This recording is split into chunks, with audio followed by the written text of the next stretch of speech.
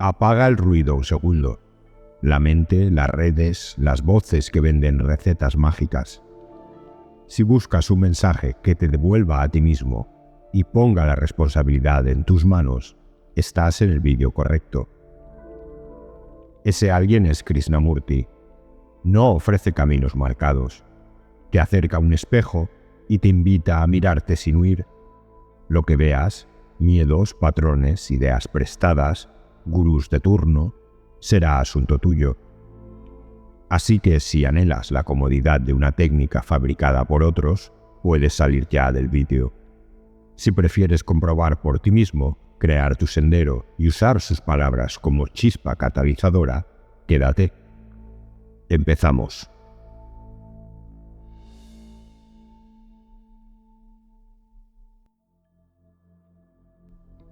Ustedes han tenido muchísimos gurús, miles de ellos, muchísimos ayudadores, cristianos, hindúes, budistas, toda clase de líderes, no solo políticos, sino también los que se llaman religiosos.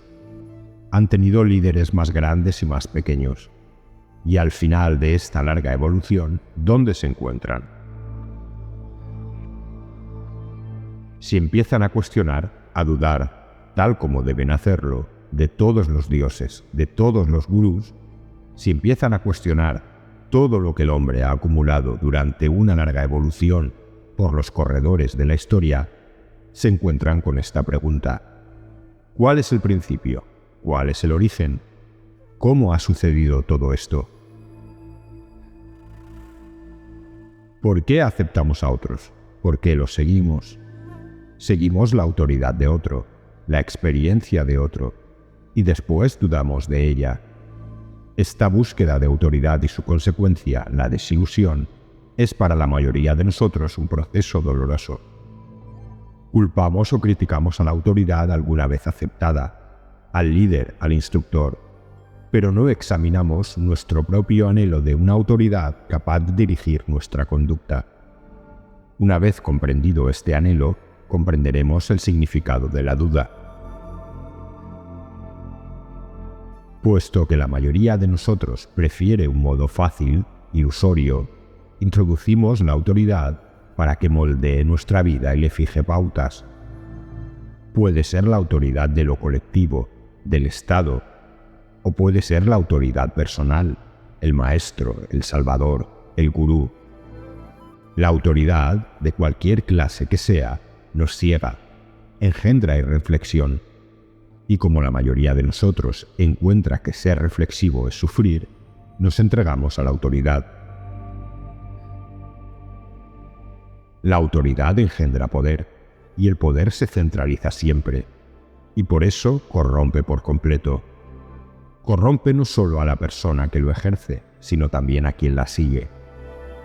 La autoridad del conocimiento y de la experiencia pervierte, tanto si le ha sido conferida al maestro, a su representante o al sacerdote. Lo importante es la propia vida de cada uno, este conflicto aparentemente interminable y no el modelo o el líder. La autoridad del maestro y del sacerdote nos separa de la cuestión fundamental, que es nuestro conflicto interno. Todo alrededor de ustedes, si lo han observado, refleja un estilo de vida en el que la autoridad se halla muy bien afirmada. Está la autoridad del gurú, la autoridad del grupo político, la autoridad de los padres y de la opinión pública. Cuanto más antigua es una civilización, tanto mayor es el peso de la tradición, con su serie de imitaciones. Y, estando agobiada por ese peso, la mente de ustedes jamás es libre. Pueden hablar de libertad política o de cualquier otro tipo de libertad, pero como individuos nunca son libres para descubrir por sí mismos. Siempre están siguiendo un ideal, siguiendo a algún gurú o maestro, alguna superstición absurda. La persecución misma de la seguridad crea autoridad, y así es como nos volvemos meros esclavos, dientes en las ruedas de una maquinaria, viviendo sin ninguna capacidad para pensar o para crear. Espero, pues, que vean cómo la autoridad destruye la inteligencia. Después de todo, la inteligencia puede advenir solo cuando hay libertad. Libertad para pensar, para sentir, para observar, para investigar. La mayoría de nosotros se siente satisfecho con la autoridad, porque ésta nos brinda cierta continuidad, una certidumbre, una sensación de hallarnos protegidos. Pero un hombre que quiera comprender las implicaciones de esta profunda revolución psicológica debe estar libre de la autoridad, ¿no es así? No puede acudir a ninguna autoridad, ya sea esta de su propia creación o impuesta por otro. ¿Y es esto posible? ¿Es posible para mí no confiar en la autoridad de mi propia existencia? Aun cuando haya rechazado todas las expresiones externas de la autoridad, libros, instructores, sacerdotes, iglesias, creencias, sigo sintiendo que al menos puedo confiar en mis propias experiencias, en mi propio juicio, en mi propio análisis.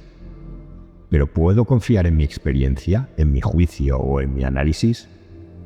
Mi experiencia es el resultado de mi condicionamiento, tal como la suya lo es de su propio condicionamiento, ¿no es cierto? ¿Puedo confiar en eso? ¿Puedo confiar acaso en la guía, la esperanza, la visión que me dará la fe en mi propio juicio, el cual es también el resultado de la acumulación de recuerdos y experiencias, el condicionamiento del pasado que se encuentra con el presente?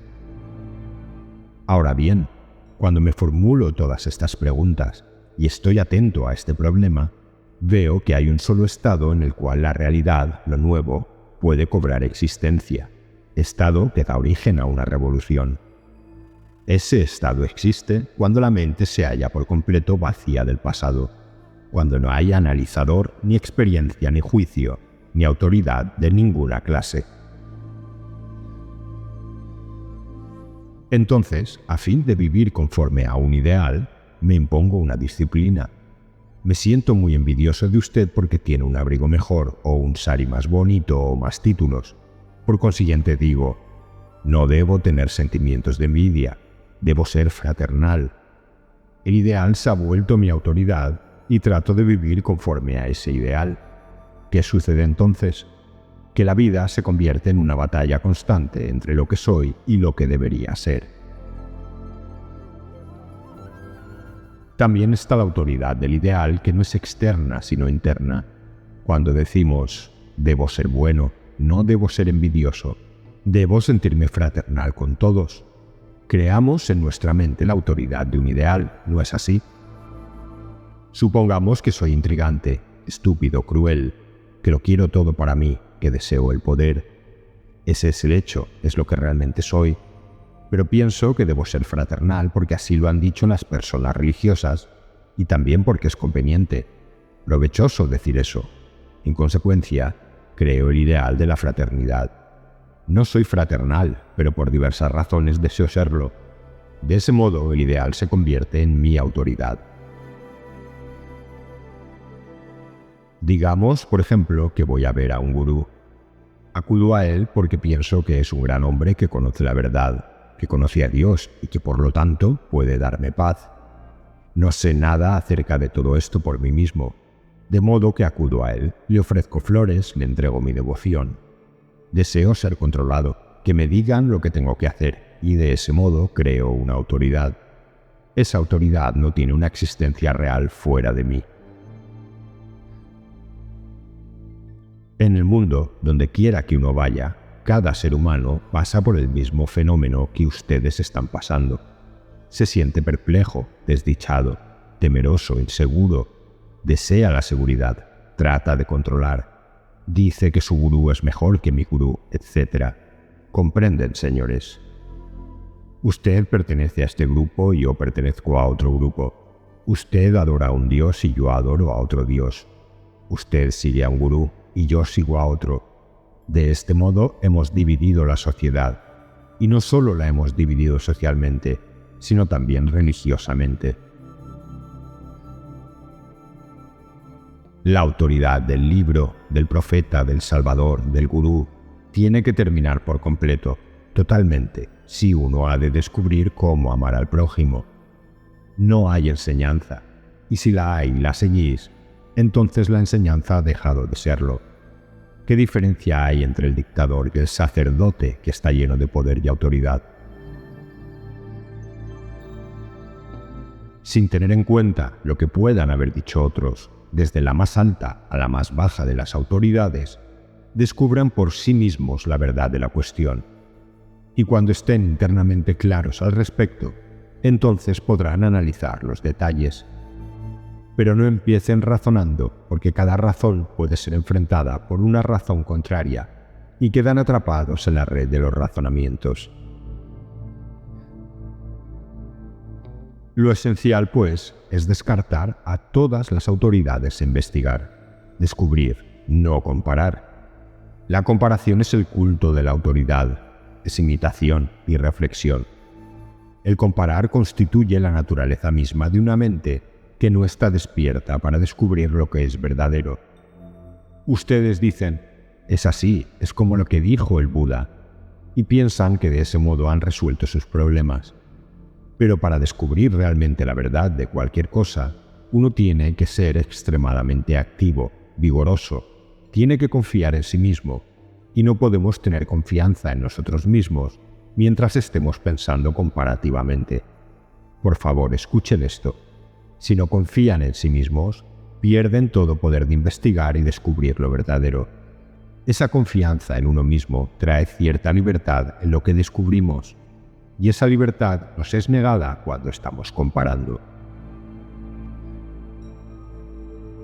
La mente que se ajusta a cualquier norma de autoridad, interior o externa, no puede ser sensible.